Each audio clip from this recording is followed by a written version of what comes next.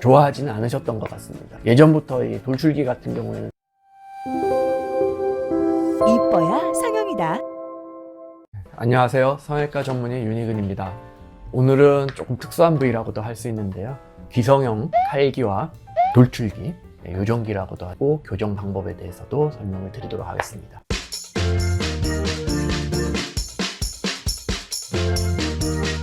먼저 칼기를 설명을 드리자면은 귓볼이 보통 이렇게 도톰하게 이렇게 조금 처져 있는 동그란 모양이어야 되는데 이런 것이 칼 모양으로 일자로 딱 달라붙어서 칼처럼 보인다. 귓볼이 별로 없는 그런 귓볼을 칼기라고 얘기를 합니다. 그리고 돌출기는 덜 접힌 기라고도 할 수 있죠.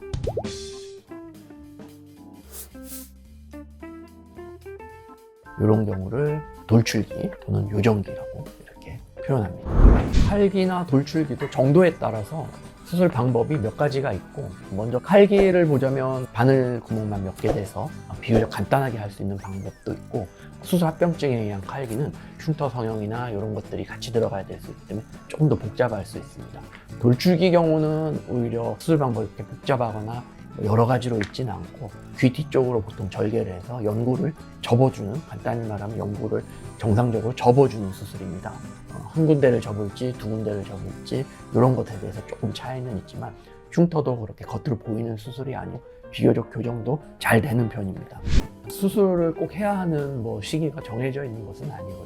다만 돌출기 같은 경우에는 선천적으로 돌출기인 경우가 대부분이기 때문에 외모에 대한 스트레스나 만약 지장이 있다면 조금 일찍 교정을 해주는 것이 좋겠습니다. 칼기는 선천적으로도 있을 수 있지만 특이하게 수술에 의해서 외인성 칼기가 생길 수 있는데, 페이스리프트 수술을 한 이후에 귓볼이 아래쪽으로 당겨지면서 칼기 현상이 나타날 수도 있는데요.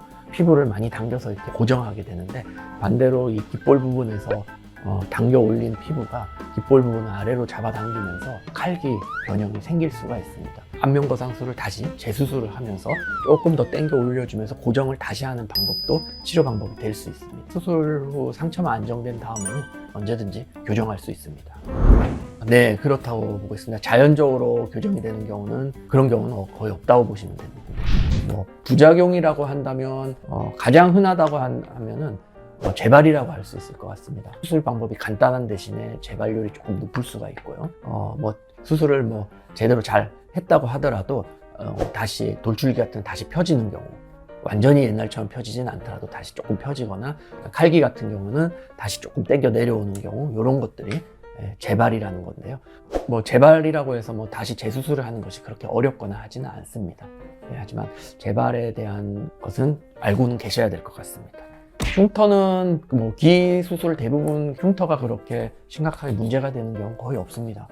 잘 낫는 부위이기도 하고요. 귀는 또 뒤쪽에 이제 얼굴하고 붙는 부분에서 그쪽 절개를 많이 이용하기 때문에 흉터가 그렇게 눈에 정면에서 많이 띄거나 하는 그런 수술은 아닙니다. 칼기도 마찬가지고요.